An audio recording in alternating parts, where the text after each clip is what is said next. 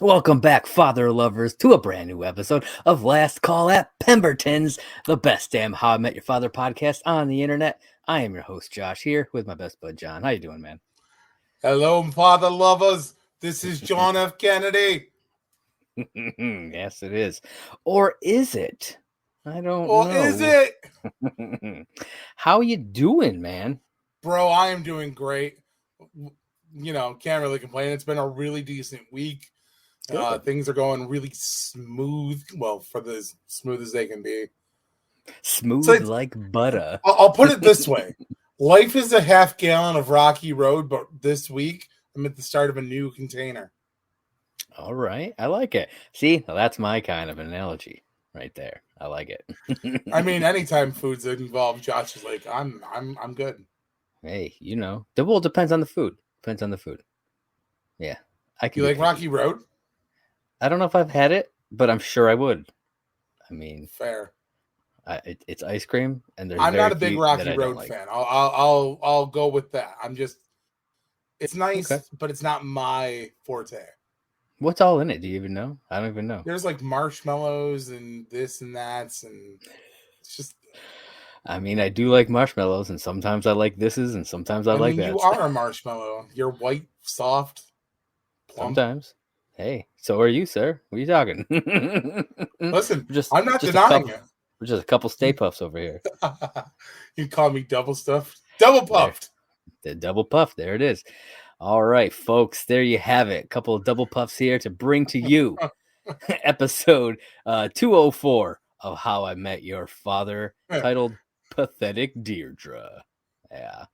Interesting title, I thought. I liked it. I thought it was a really interesting title as well. Yeah. And I like that it was it's Susan from Modern Family. Oh, okay. I thought she looked familiar. Yeah, she's the sister on the show. Oh, okay. Seen her in a couple of other things too, but that's primarily what I know her from. Oh, or not, right. Not Modern Family. Why did I say that? The Middle. Oh, okay. I'm saying I've only seen Modern Family a couple of times, so I was taking your word for it. No, that's Sarah Hyland and Ariel Winter. Okay. I was thinking The Middle, the one that has Neil Flynn. Oh, see, I haven't seen that one yet. Neither have I, but I know enough of the show to know that she plays the sister because she plays like a nerd. Okay. Nerd, yeah. That's cool. Yeah, I dig You're it. Cool. All right. So this episode aired February 14th of 2023. So, okay, real quick. It airs on, obviously, we just watched it, on Valentine's Day. And it wasn't a Valentine's Day episode. They have a Valentine's episode in 3 weeks. Weird. Yeah. So it's like, I kind of wish that they had thought a little bit ahead, pushed it forward 3 weeks so that it would have lined up. I think that would have been great. Because it literally would have aired on Valentine's Day. But yeah, I think it's the first episode of March is a Valentine's episode. Weird. Yeah, that happens. But this one was directed by Pamela Fryman. She seems to be, falling right back into, the How I Met Your Mother line and just doing all the episodes. Well, it's funny she didn't do that in the first season. She didn't. I think most of them, but she didn't do all of them in the first. No, but this one had a very strong How I Met Your Mother to it. Yeah. Yeah, I agree with that. Once you cover all this, I'll talk about it really quick. Sounds good to me. And it was written by, I think it's Emily. I'm not sure how to pronounce her name. Emily Gillette. She serves as a producer on the show, and she also wrote on shows like Fresh Off the Boat and The Office. Yeah, and some of the later, the later seasons of The Office. Okay. Yeah. The summary for this one. Sophie and Val question where they are in their careers and reach out to an old friend. Jesse and Meredith make a tour announcement video. And that's it. Nothing about Charlie or Ellen at all. Yeah. And Ellen had her own solo story in this one. I was going to say she had her own solo story in this one, which is funny because, so that's where I was going to say this one has the How I Met Your Mother feel. So her entire, let's just start with Ellen then. Okay. Because then I can kind of... So Ellen's story very much felt like a How I Met Your Mother thing because for one, she gets her own little song. She's playing a full Marshall. Oh yeah, and I literally put that in my notes. 2, she's at Goliath Bank. Well, No, at least Goliath Market. Yeah, she's at Goliath Market. So I'm wondering if it's like sister company. Yeah, my assumption is that Goliath is a big corporation that has banks and also the stores or whatever. Fair. That's my so I assumption, was yeah. like, okay, so her story is like, and it's so simple. She's trying to get to this job interview. It's not even an interview. It's her orientation. She's already got the job. Yeah. So she's going for orientation, and then as she's in the lobby, she decides to take the stairs to not annoy the new boss, and then realizes 51 flights is a long ways up, but she's locked in the stairwell. She's locked in. Okay, now so here's my first problem, right? You're locked in the stairwell, 51 flights. You decide, okay, you have no option but to make this trek up the stairs. Yep. I would be trying every single door on every single floor. See, that's where I thought the same thing. We see her physically walk past a couple, and I'm like, why didn't she try them? Yeah. Second question. Out of 51 doors, it's possible at least one of those is open. She didn't walk far from the desk to get to the stairwell. Why didn't she pound on the door by the security guard? Yeah. I mean, she could have just started pounding hard on that door. She didn't really try. Yeah. No. Because you're right. It was not far from the desk. No. Mm-hmm. I mean, it wasn't even like a hop away. She literally kind of turned and went right to it. Yeah. I was like, okay, right, cool. But so then she gets all the way up 51 flights of stairs. And she's wearing apparently a wool suit. Yeah. And there was my next point too. Because at one point she's like, oh, wool suit. Mm-hmm. Why did you not take the fucking coat off? Yeah. That thing, you could tell she was sweating buckets. Dude, she was like pouring sweat. And I'm like, take the fucking jacket off. Yeah. And like by the end of that trek, she's over here. She's crawling up the stairs, you know? Oh, yeah. Which I get. 51 flights, man. Like, no way. No, thank you. I would gladly just sit down and die in that stairwell. I felt bad for her because she gets to the top floor. Door's still locked. Finds an open door. And then here's my thing, though. You can clearly see that is a small room when you open the door. Yeah. Why would you walk in and let the door shut behind you? Also, why was it able to be open from the outside but not the inside? Usually it's the other way around. Yeah. Something would lock from the outside so you can't get in, but you could still get out. Yeah. It didn't make sense that it would be locked on the inside and not. No, I thought the same thing. I was like, okay. But it gives us a Die Hard moment where she gets herself up in the air vent, crawls through the air vent. And then I love how she gets to the vent where the orientation is. And they're like, okay, let's start roll call or attendance. And like, they're like, Ellen, and she's like, here. And the guy's just like, okay. He just accepted it. He was cool. Yeah, which she was happy too because he accepted it. Yeah. And then she gets excited, hops, and falls right through. Dude, but she picks herself up cool as a cucumber. I love how, though, she's like, oh, hello, Tomas. It's nice to meet you. Yeah. Like, oh, man. Whatever. It was awesome. Honestly, it was probably the funniest part. Her story was the funniest part of this entire episode. Now, see, I thought Charlie's was funnier, but for all the wrong reasons. Charlie's was a close second for me when it came to that. Yeah. Fair. Yeah. Fair. But yeah, Ellen was that was my top. And it's so small because it's like you said, it's such a simple thing that she's doing. Oh yeah. Hers was literally just like, here's what I'm doing. Here's my problem. Here's the end. Yeah. I'm excited to see more of that story of her working at Goliath Corporate and kind of. I'm wondering if that's how Barney's going to come into the picture. Like maybe we'll get like a Barney scene before we get Barney. Well, yeah, because I've heard that he's going to be in it more than just a little thing. Yeah. So that'll actually be pretty dope if that's what happens. Like maybe he's running Goliath now. Who knows? I mean, he could be because he took down Goliath at the end of the series. Yeah.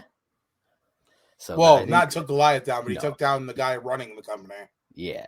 So I think that'd be pretty cool if if that we find out he's actually been running Goliath. That would be really cool. Yeah. Maybe. Yeah. Yeah. I'll get there. Okay, I think we should talk about Charlie and Sid next, mainly because there's stuff that happens in the either that or we save that and the Jesse Meredith stuff for the end because it ends with that. Like the actual episode ends with their stuff. So maybe we should talk about Sophie and Val first. Okay, let's talk about Sophie and Val first. I'm fine with that. All right. So I have some thoughts. So people always talk about how, Ted Mosby's really not a good guy, right? Well, this episode shows that Sophie is really not a good person. No, dude. Like with this and the stuff from the last episode where we learn that she lies all the time, it's like she's not a good person, which I mean, I said, neither was Ted really. So no. I guess it fits. One of the things that I thought was really funny is that they have this girl essentially on the hook that they hang out with, and both of them were kind of using each other for different reasons. Yeah. But one glorified it and wrote a book. Like, yeah, I like how they leaned into the different perspectives of them, like Sophie and Val saw her and what they were doing in a very specific way, whereas Deirdre saw them and what she was doing in a completely different way, because like they show the two sets of scenes, but from the different points of view. And I was like, I thought that was a really interesting way to go about that. Cause I mean, people see things differently all the time. Well, and that's what I thought was weird because then when Deirdre tells her side of it, like she tells her side, which it could be argued that her side was skewed just to write the book, or that her side was the true side. And I think the bad parts of both sides are the true parts. I would believe that. The drunken, the hangover Sophie and Val, and then the really kind of dorky whatever version, the quote unquote pathetic Deirdre version. I think those are the two true parts. And see, that I would believe. Yeah. But what I thought was funny is that Val and Sophie managed to turn the book crowd against Deirdre. Yeah. And I was like, they essentially came out without any consequences. Yeah. And I didn't like that. I didn't like that either, because this is going to be a bad use of how I'm going to say this, but they're catty bitches. I mean, they mean girled her. They literally say that.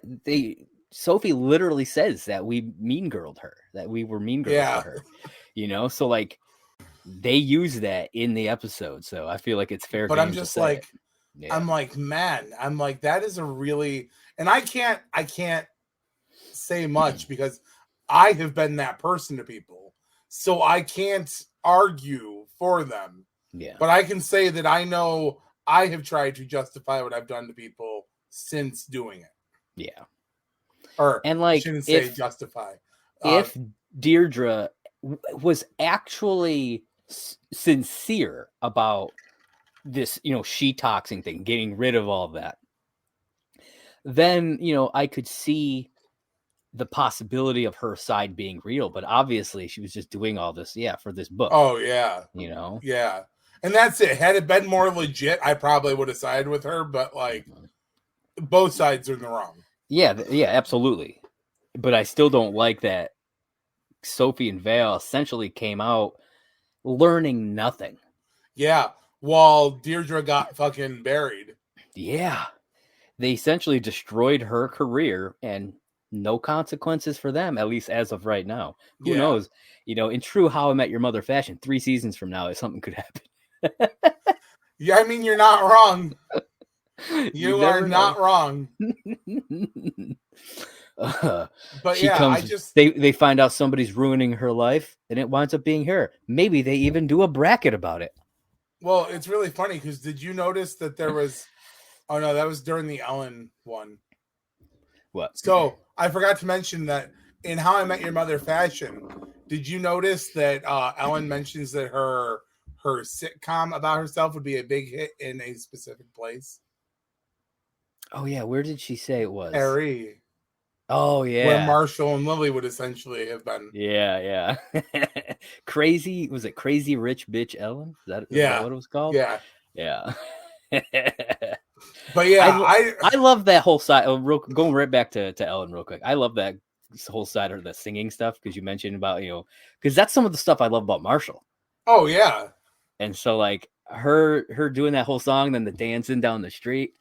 Like, I just love that. And that's the other thing I noticed. The street that she does her little sing and dance down is the exact same street that they shot the scene where it's the time where Robin makes fun of Marshall and she's like, "Have you ever seen you walk down the street? It's like you're on Sesame Street." It's the same location. Oh, that doesn't surprise me, but that's awesome. I hadn't noticed it though. That's great.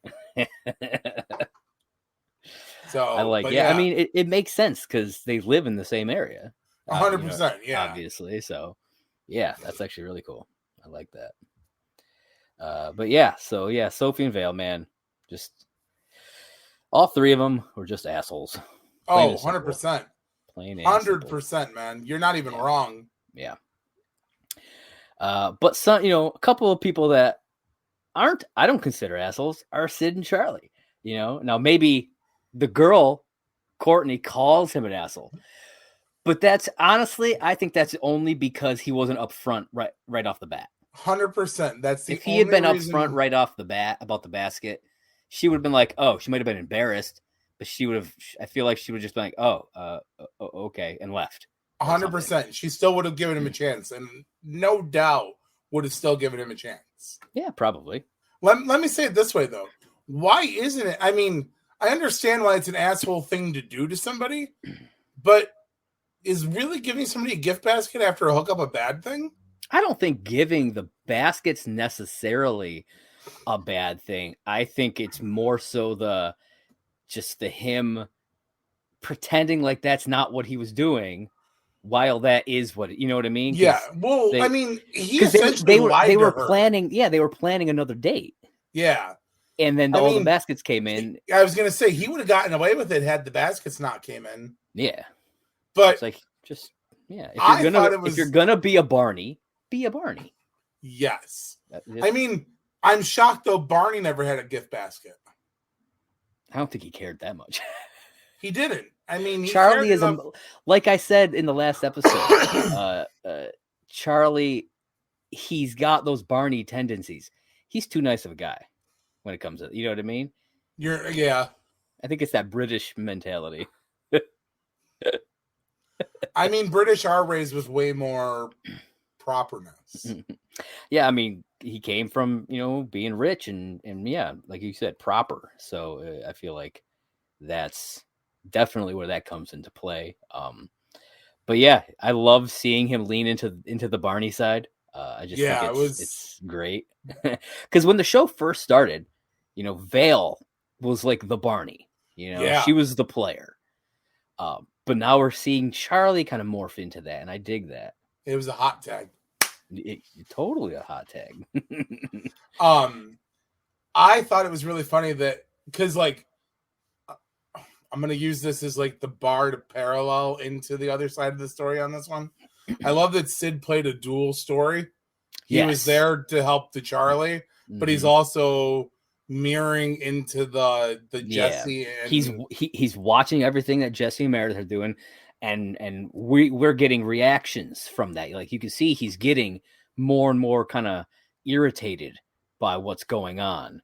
Over there, which it all comes to a head, toward the end, obviously. But yeah, Sid he's not. He gets so irritated to the point where he's like smashing glasses in his hand.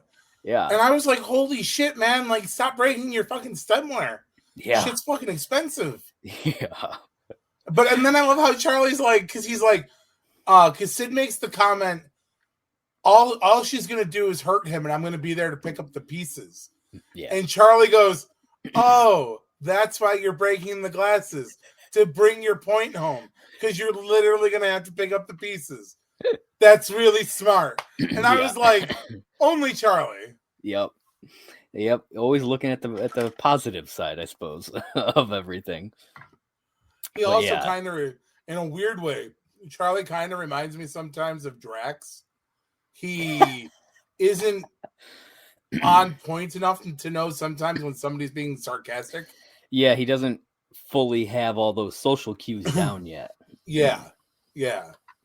He's getting there. He's a lot better than what he was in the first season. He's learning. So I feel bad that Sid has to stand there and watch this whole Meredith and Jesse thing playing out, because you can clearly see as she's recording her videos, she doesn't give a shit about Jesse. No, she doesn't, man. She needs to be front and center of everything. Yeah. However, though, and Jesse's just being a goddamn cuck. That's what he's like. It bothers me. Like, you talked about this in the last episode about how the one before that he was such an annoying little bitch. Yeah. And then we got an episode where it's like there's no Meredith, so he wasn't like that. Yeah, and then she's back, and then hello, right back. However, though, my favorite line of the entire episode goes to Jesse in this one. Okay. And I don't know if you catch it because they purposely have her talking over him. Is it the one where they're talking about Myrtle Beach? Yeah. And she's like something about Cox, and he's like, "I love Cox." She's like, "We're going to Myrtle Beach," and she's like, "Go Cox," because their team are the Gamecocks, their football team. Yeah, and he's like, "We love Cock." It's like, what the fuck, man? And I love it that they purposely have her talking over it so that it's not like a naughty. It's not that naughty line that would get him in trouble, but it's there. Yeah. And I was like, right there, I was like, and then you can just tell he's like, what did I just say? Yeah. Like, did I really just say that? Like, what? Yeah. And right there, I was like, bravo. That's my line of the episode. Yep. And they go with that cut. That's the video that they end up using. And I thought about that when they're talking about it, and he's like, yeah, just go with the first one. I was like, wow. I have a feeling because the breakup video went viral. Mm-hmm. Jesse saying "I love cock." Well, he says we love cock. Oh, but still, it's gonna come back somehow. I hope so. But yeah, like you said, she just can't let him get an edge in, and when she does, she essentially shits on him for it. Like he finally opens up about everything, starts opening up about all the stuff, and then he's like, how I took her back and it was huge, and then she's like, no, I took you back, and they do this whole back and forth thing, and I'm like, no, bitch, he took you back. Oh yeah. Well, and that's why, like, when they're talking about everything and, like, they shoot the first one and then she's like, oh, how did that sound? And he's like, he said something and she goes, oh, well, I feel like you talked a lot. Oh, yeah. He says it sounded more like it felt more like a solo. Yeah. It felt more like a solo. And she's like, really? Because I feel like you talked a lot. And I was like, bitch, shut the fuck up. Yeah, like I don't understand how. Because, like, Jesse was getting really close to figuring it out. You know what I mean? Like, he was this close to that aha moment of, she is not right for me. Well, I mean, so I'm glad you said that, because that reminded me. Because I don't make my notes like you do. I try to do it all off memory from watching it. I'm glad that Sid finally put his fucking foot down and told Jesse that he doesn't think Meredith actually loves him. Yeah. And like, because he's like, you deserve someone who actually loves you. Yeah. Which I'm really fucking pissed at Jesse, because obviously he goes into fucking like complete emo mode, and Sid comes home and Sid's like, oh, hey man, we can't wait to go out there and see you. We're gonna, deck out the car and we're gonna be there to support you. And then Jesse's like, no, don't do it. Just don't fucking bother. Yeah. And I'm like, fuck you, you whiny sniveling bitch. Like, no, seriously. we've both been in situations where the person that we date changes us. Yes. We know that. Yeah. So I get it, but that doesn't mean I like it, because I didn't like it.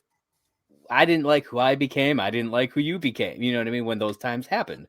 I mean, And I will so, say like- it like this. I remember specifically when you and I were both dating Mary and Sarah, we got into a fight that led us to not speaking to each other for almost 4 months.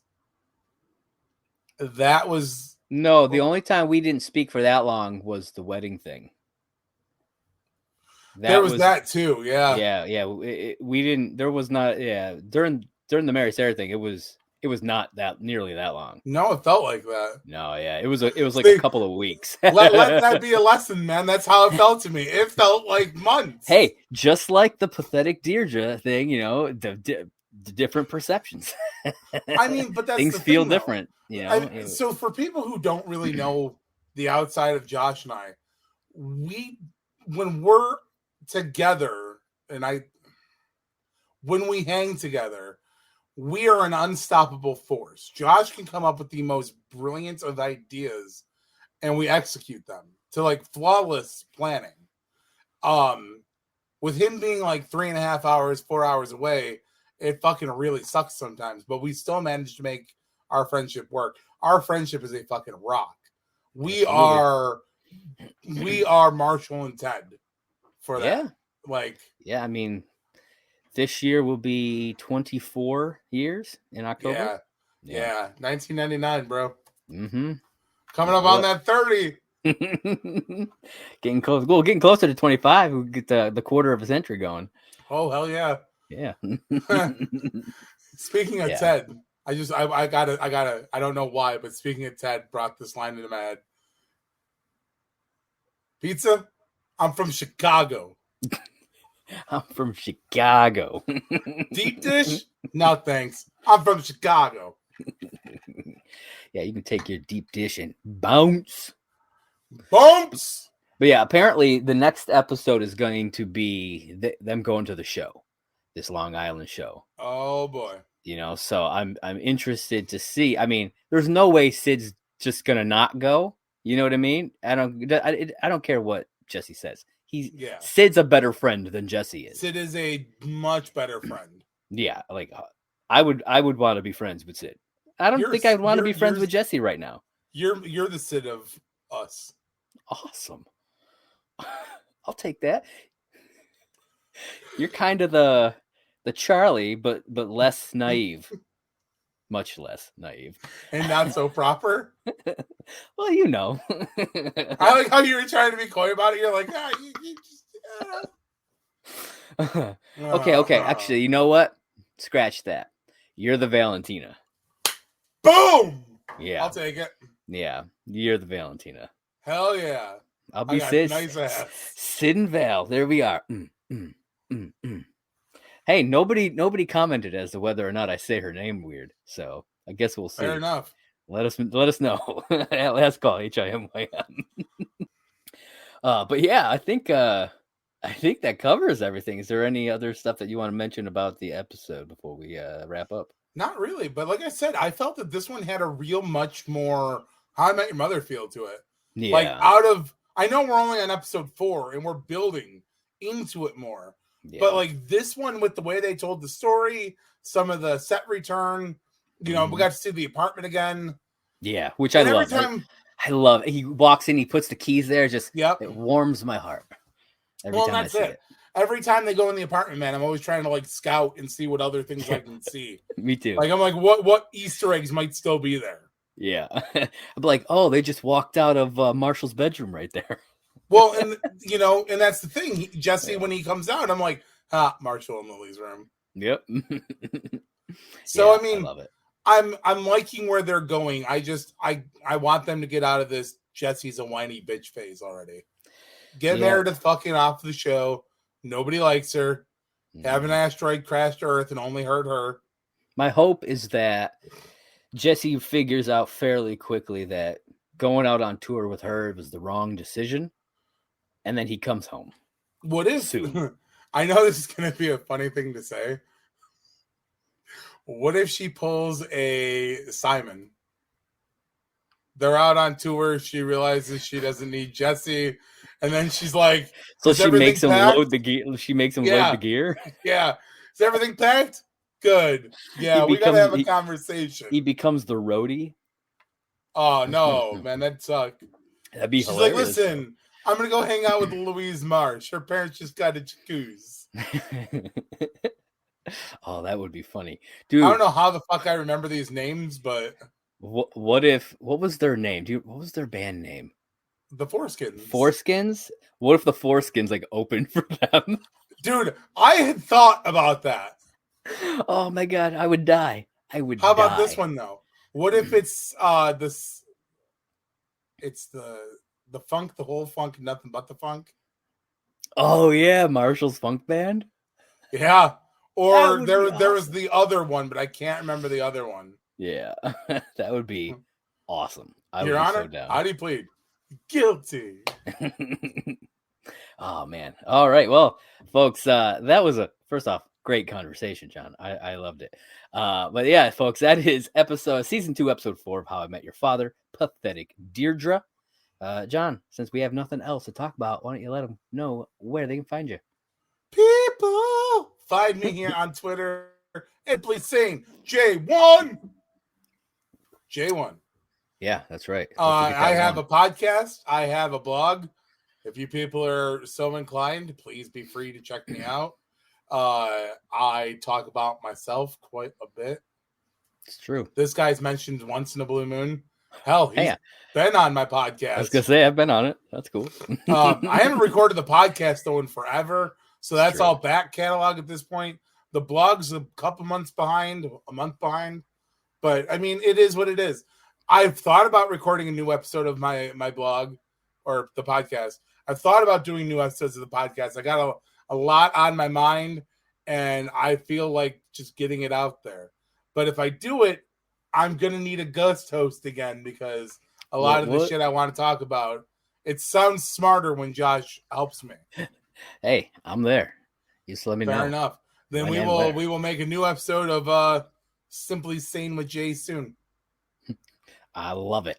And you can find me on Twitter at MovieBlogMerc. That's the Twitter page for my site, Merc with Movie Blog. If you are watching this on YouTube, you are watching it on the Merc with Movie Blog YouTube channel. So be sure to hit that like button, smash that subscribe button, and click that little bell, whatever the fuck it is, so you're always notified whenever we drop brand new episodes, which are Mondays and Fridays, while How About Your Father's running at least. So you want to make sure you know when they're dropping. I like how you almost misspoke and we're like, well, both shows are going. Yeah, I almost did.